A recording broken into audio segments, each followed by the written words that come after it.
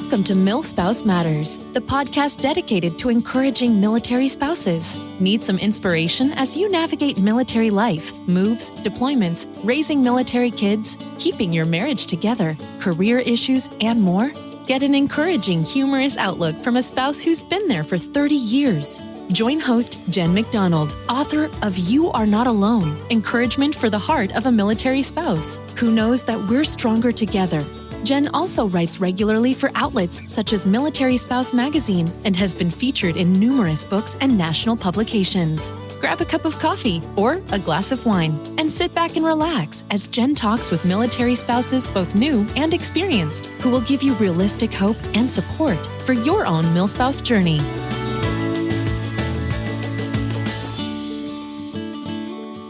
Hey guys, and welcome to this episode of MilSpouse Matters. This is episode 29. Thank you so much for taking your time to join me. I know it's been a minute since I've recorded, and I had taken a break over the summer.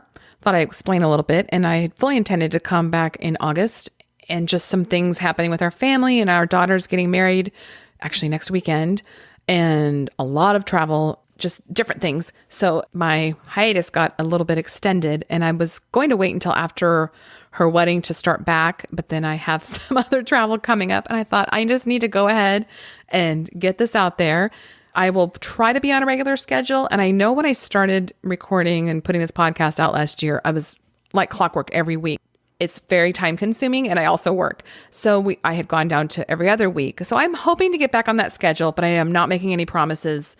But I will be putting out episodes as I can through the end of the year, and then hopefully getting back on a more regular schedule. So all of that to say, thank you so much for bearing with me. I hope that you're still listening. I am getting notes from people that are finding the podcast and looking for new episodes. So I know you're out there, and I can't tell you how much I appreciate the notes. And I wanted to give a few shout outs. So places you can find MilSpouse Matters on Instagram. That is a good place to connect with me and shoot me a note. So I have heard from some great folks who've let me know how much a particular episode meant to them, or just that they like the show. And I love getting those because it just kind of fuels me to keep going and to let me also know what you want. So if you want to stop and leave a note there on Instagram, maybe let me know what topics you're looking for, what you like. I have a lot of requests from what quote experts to come on the show. And I'm very particular about who I have come on, just because the whole reason I started this podcast was to be a help to you as a military spouse in your life,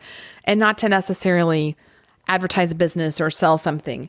And now if somebody has great information and also has a business, that's fine. But I want it to be about you, the listener, about what will help you in your journey as a military spouse. And I would really like to stick to that initial vision. And I hope that this helps you and helps you find the humor in military spouse life, but gives you really practical tips and just lets you know that you're not alone and that there are other people out there just like you. So let me give a shout out to a few people from Instagram who've sent me notes. Oxo Taylor, Stephanie Heun, Kayla Siegfried, Carissa Abrams, Mill Art Mom, and Julia Cans. Thank you so much, ladies, for sending me a note and taking your time to encourage me. I really, really appreciate it. It means so much. And if you're listening and whatever podcast app you're using or Apple iTunes, if you would leave a review, if you like the show, that would be great. I would appreciate it so much. Another thing I wanted to mention, there is still the Christian Military Spouses Facebook group. It's a closed group, so you'd have to request to join. But right now, we've just started. It's not too late to join us. We are doing a book study of the book Undaunted by Christine Caine. So you can get that on Kindle, or it ships pretty quickly from Amazon or maybe in your local bookstore. But basically, it's super easy. We're just reading a chapter every week. I'm putting some questions in the group for us to discuss. So join us there. That, I think, will be about an 11-week book study. So you could catch up super fast because we've just done week 2.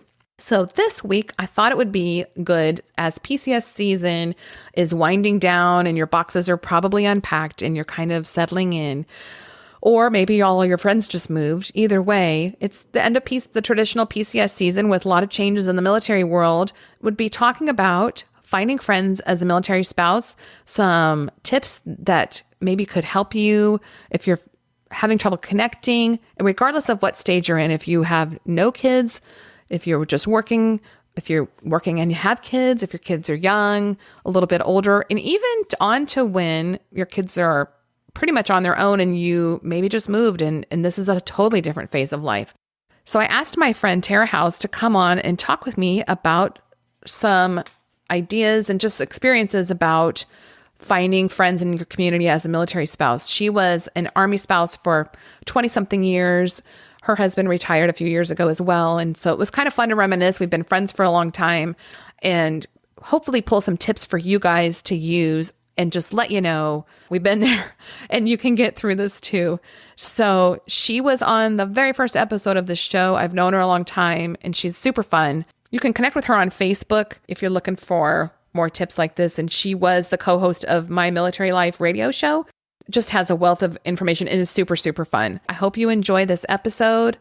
If you are having trouble connecting, hang in there. You are worth knowing. And there are people just like you out there.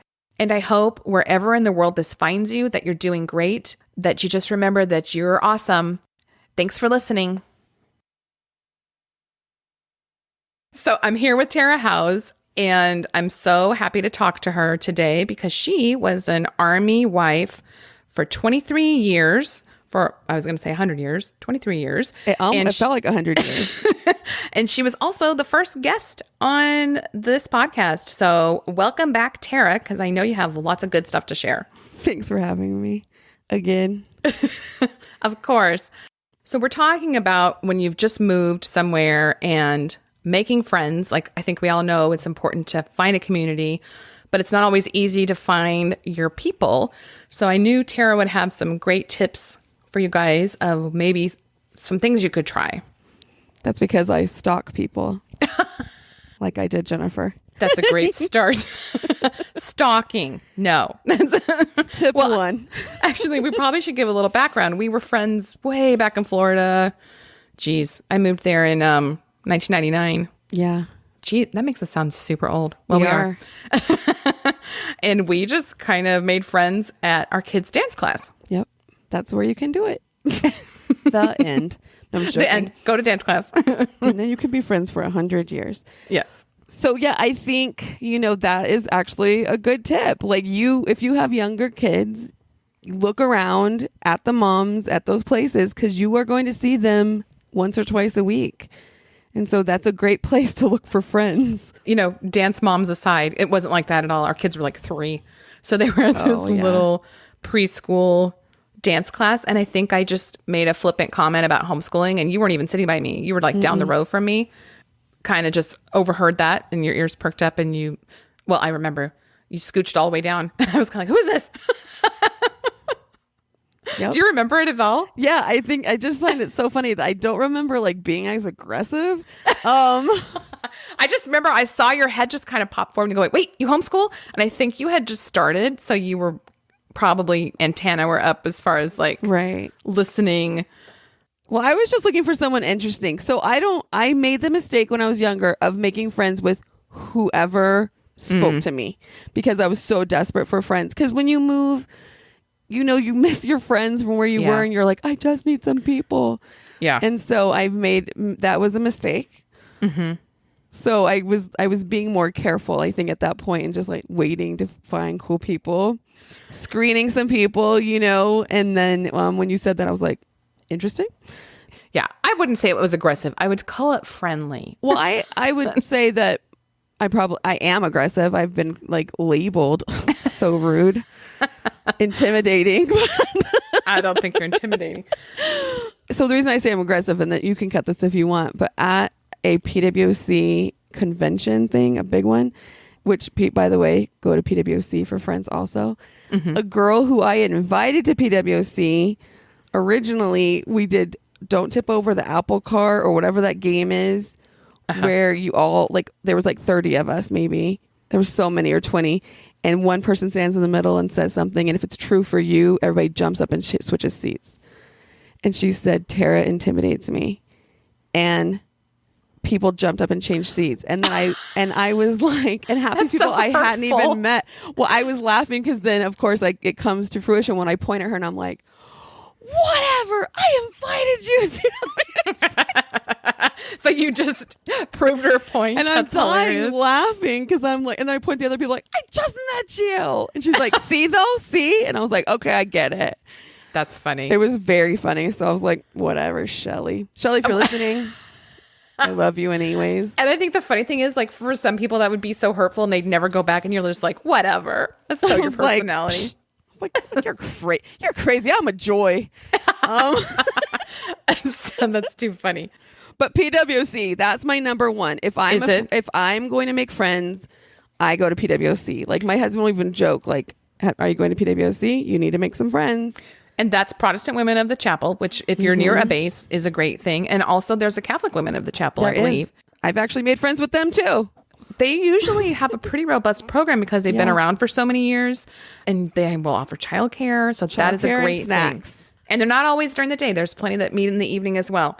So that's a good one. Let's break it down by like, okay, so when you don't have kids, you don't have those natural connections. Right. So maybe some tips for that group. And I know for me, I would go to the gym.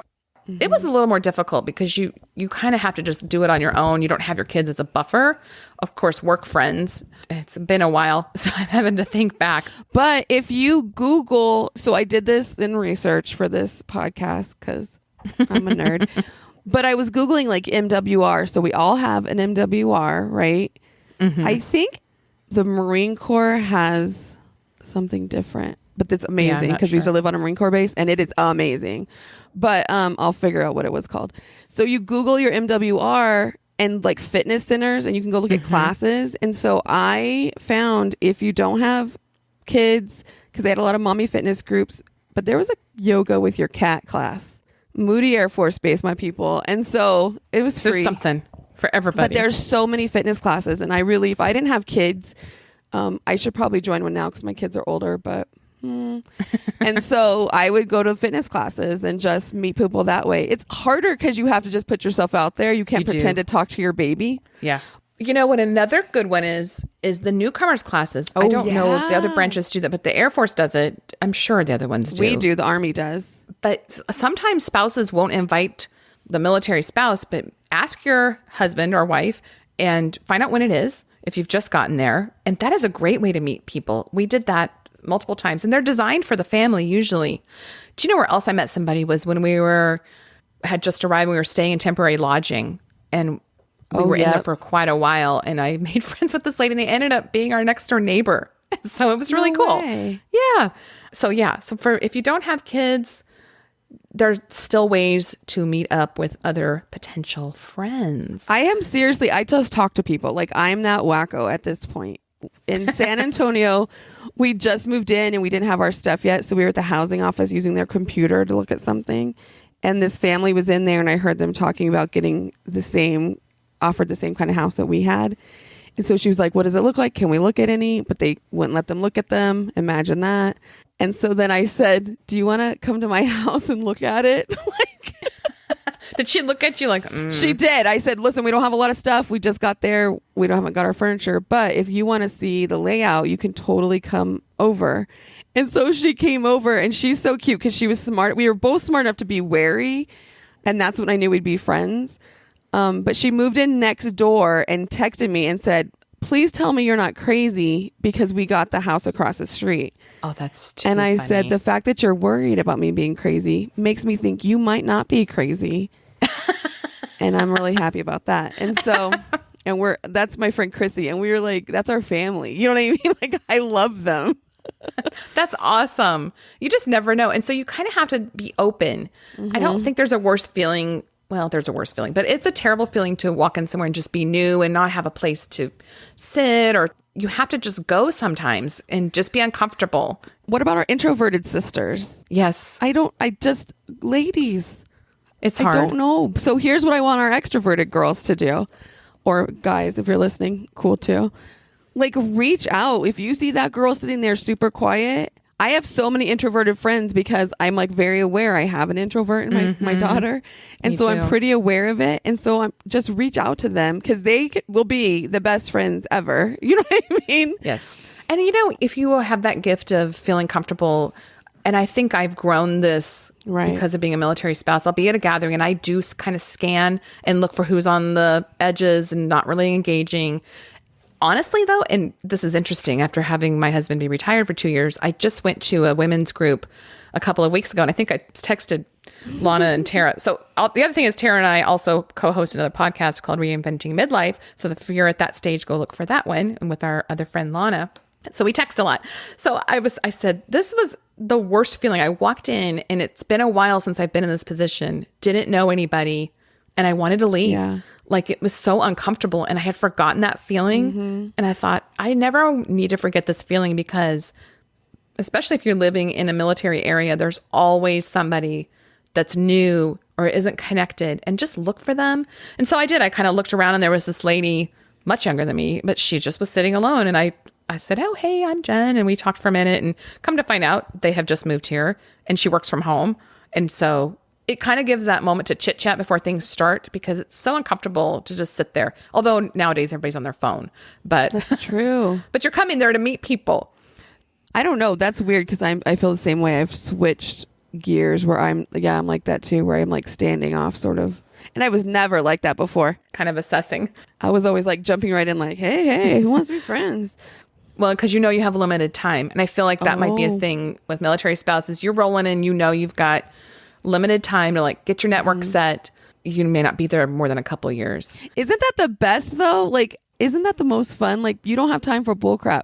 So you like get in, you like do the whole life spiel.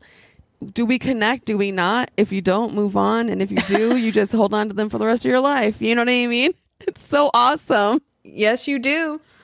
But I liked your idea about looking up MWR. And also a lot of bases will have a Facebook page or old school newspaper. There's still newspapers, base papers, where they might have a group in there that you're interested in, and just try it out.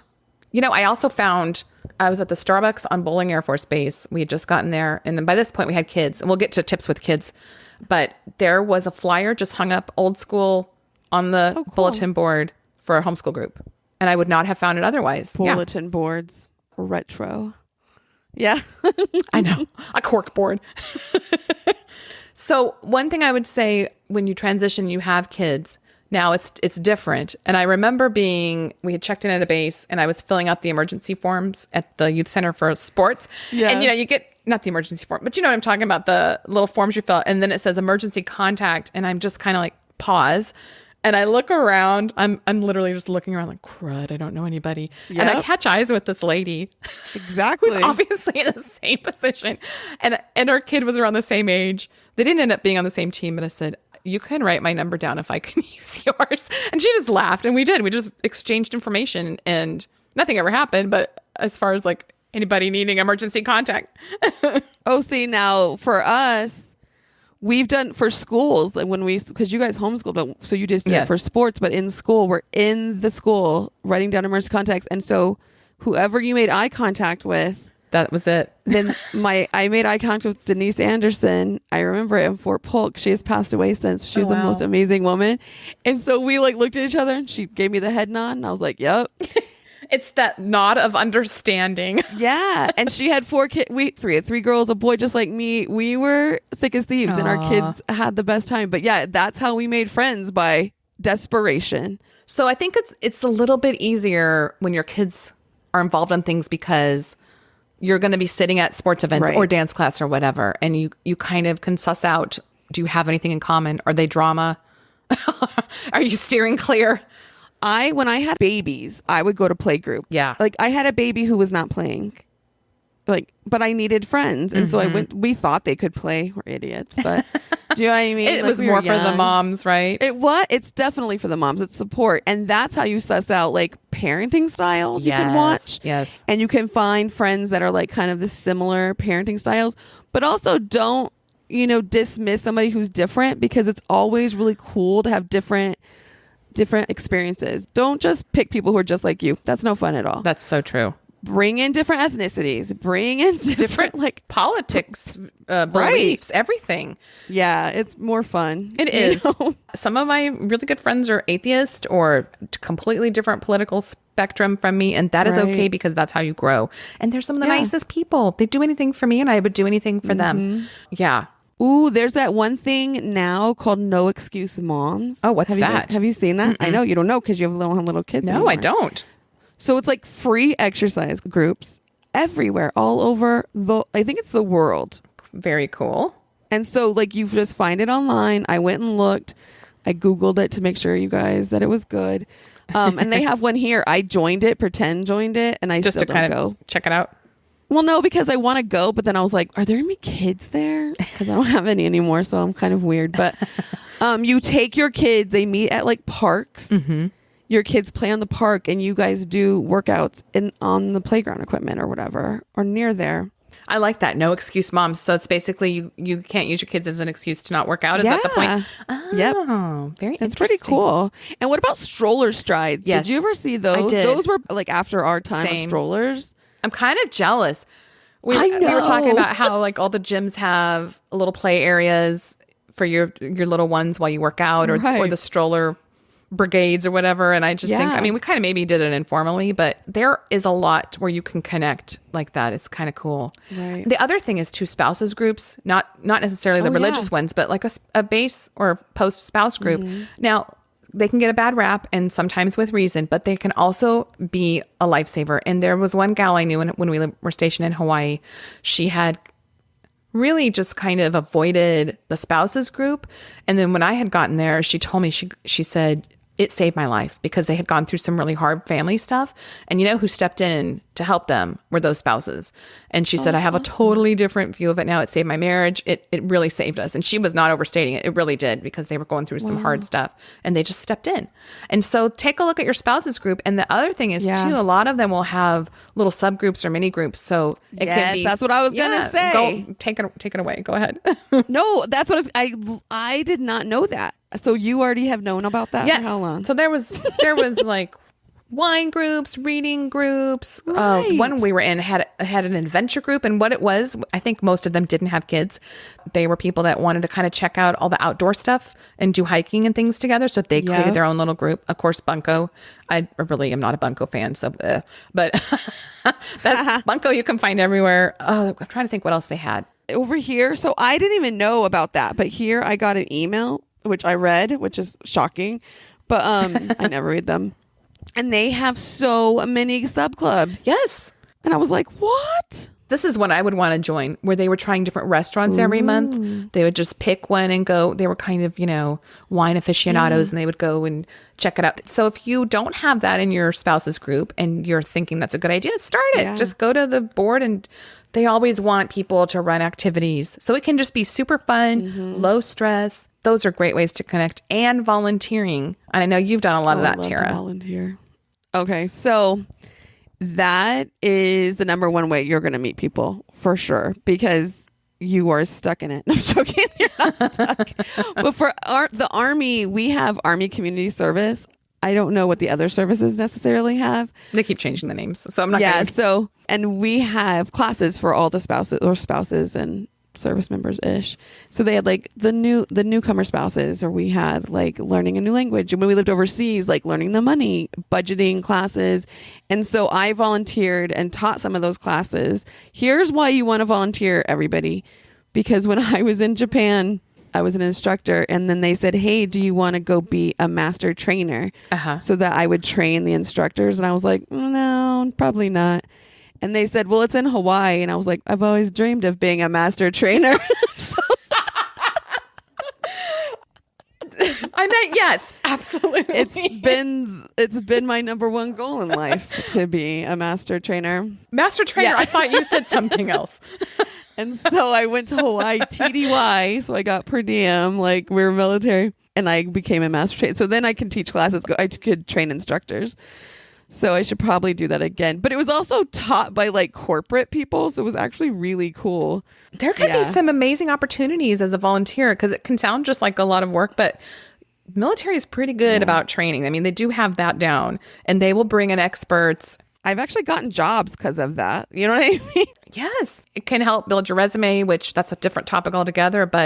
And you meet people that are on the same page as you and have the same interest often, and you'll keep in touch with them forever, and you'll have all those shared memories too, which is really cool. Well, the nice things is that so many new people come to those classes that I've made friends with people in my classes because, you know, it's just, you're all in the same boat. So you just kind of like, you get together. So I just love military spouses. I thought I would miss it more than I do, but it's a different stage of life. But I am so protective of those women or people, not just women, but I'm so protective of them. Like when I'm at churches and I see like a young couple and we're near a military base by themselves, I'm always like, hey, are you new? Like I can't help it. I know. And I think it's just such a wonderful, special community. Yeah.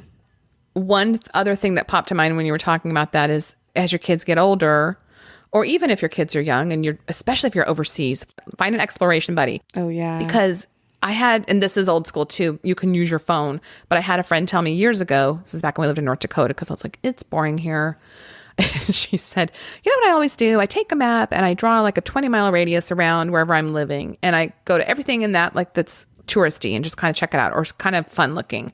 And then once you've exhausted that, you put the radius out a little further, 50 miles, 100 miles. Oh, that's fun. You're not going to run out of things to do. And you could do that on your phone. Just search within so many miles, hit all those things, and then tell me you don't have anything to do. Go pick strawberries. And we were in North Dakota. There wasn't a ton. It was like we went to Fargo and went shopping. We went out to the Badlands out in the other part of the state. And if you just kind of had that spirit of adventure of I'm only here temporarily. I get to live all over the world, even if it's in a place that maybe most people wouldn't want to live. What is unique here? And this is where you ask like a neighbor that's just moved in or somebody you want to get to know. Do you want to go with me to go check out coffee shop or something like that? And maybe you just go one time with them, or maybe you find a lifelong friend. But that was a really good tip for me.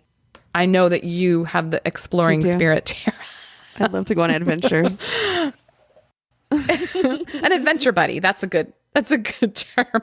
And if you are like not ready for that yet, download a geocaching app on your phone and then just go geocaching and ask somebody. Like, it might be nerdy, but it's fun. You know what I mean? Or take your kids. That's a fun one to do with your kids. You always take I take my nephew, actually. That's because I don't have any kids who will go with me anymore. Me neither. But my nephew thinks it's amazing. He's in 5th grade. So. And you find a little thing you can leave your note. I don't know if people still do it as much as they used to, but it's pretty cool. The app is like still popping. So my daughter that's still here is 21. And I had told her a couple months ago, I should go geocaching again. And she's like, what am I, 6th grade?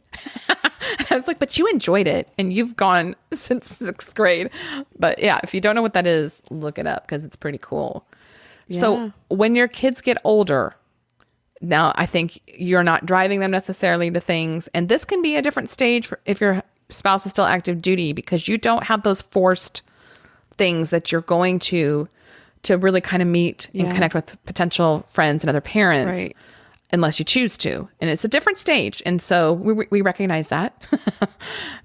And so that, again, I think can be kind of back to some of the tips from when you don't have children, if you don't ever have children, same kind of tips of you've kind of just got to put yourself out there and find some things that you enjoy and be brave. What else would you add, Tara? I would just say extinguish all the resources on your base. If there's like pottery classes, just go. You might meet somebody there, and if you don't, you get a nice coffee cup out of it. You know what I mean? Like, go to those stinking painting party things. Those are annoying because you can't have enough wall space for those. I have some in my laundry room, but it's fun. Yeah, I mean, you just have to really it's like a job. Like, it's a full-time job finding friends. But once you get them, you're cool until they all move away. So. Which is a good lead into, what about making friends when everybody has PCS except you? That stinks. That's the worst. We're just going to take a moment and be sad because we know how it feels. Everybody just bow your heads because it's the worst feeling ever. Yeah, it's the worst feeling ever. And we're laughing, but we know it's just, it's harder to be left, I think, than to be the one that's moving on to new adventures. Right. And have you ever been like the last friend left at a base? Oh, for sure. And you go to those places where you used to have a whole crew, like it was cheers, like, hey. And then you get there and it's radio silence and you're like, and you don't really want to make any new friends because you're sad about your friends moving. Yeah. It's a weird time. It is a weird time. So then what do? Do you just kind of write it out until it's time for you to leave? I've done 2 different things. Yeah. It depends tell on us. how long you have, I think. If you have another year, you just got to bite the bullet and make some more friends. Or the ones you've kept on the fringes because you had a core group and you weren't being very inclusive. You know who I'm talking to. I've done that. Then it's time to like bring them up first string. And they know what you're doing, but usually people are cool with it.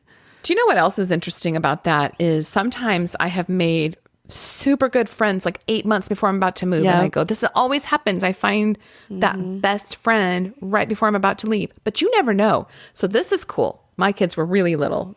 My older 2 were babies basically. But I had gone to something and this friend of mine said, oh, I want you to meet this lady, Kim. And I was like, okay, I mean, what difference does it make? I'm moving in 4 months. Right. So, but I met her and we just hit it off and I really liked her. And then we moved and guess where they moved? Where we lived. Awesome.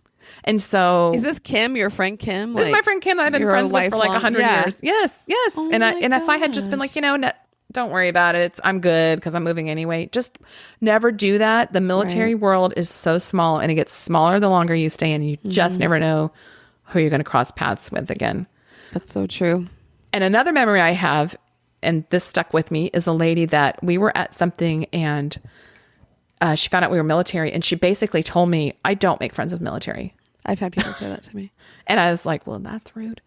I want to be your friend. I've had people say that because they've been burned. And I thought, you know what? You are missing out because I'm fabulous. That's what I said. I was like, oh, I'm the best. Like, I'm a nice friend. No, I mean, we all know how to be a friend. Yeah. So if you run across that, I mean, it is their loss because they really missed out on a great opportunity to know you. And you just move on. So Tara, what other tips do you have for if you are the one left? Because you said you've done one of 2 things. So the other one is that you just kind of suck it up and go. Hermit up, I think. And then, but here's one thing I do when I would move. This is so funny with social media now.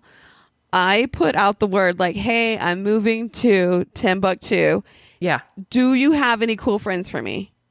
And then my friends start the networking because, if you've been in the military for any time at all, you have like 1,000 people all over the world. You know what I mean? Yeah. And so then they're like, oh my gosh, I have a friend. Yes. You guys will get along great. And so that happened. My friend Christy, we were in Okinawa together. She went to Fort Knox. I did not. And then I went to Fort Knox after they left. And so she was like, I have friends for you. And she told everyone I was coming, like set the scene for me to walk in. And people full on like were so excited to see me. I had no idea who they were. Like they just heard of you. Yeah, at PWC, like hugging me. And one of my best friends, Rhonda, if you're listening, shout out.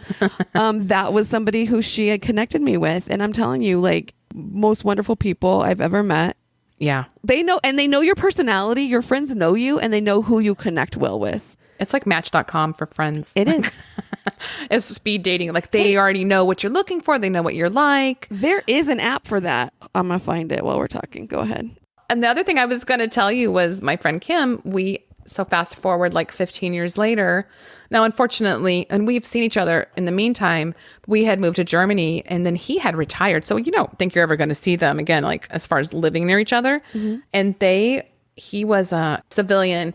And so he was working with the USAFE housing and they had moved there. So they ended up moving there the last 4 months we were there. And that was just like reunion, like let's go sightseeing and get the kids together and reconnect. It was so fun.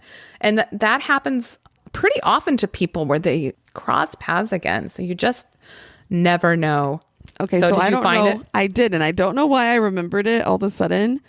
It's called Peanut. Meet Mom Friends. I know I heard of it. You probably heard of it before. It has 4.3 stars. Peanut. And what was the other one you had mentioned too? The mom...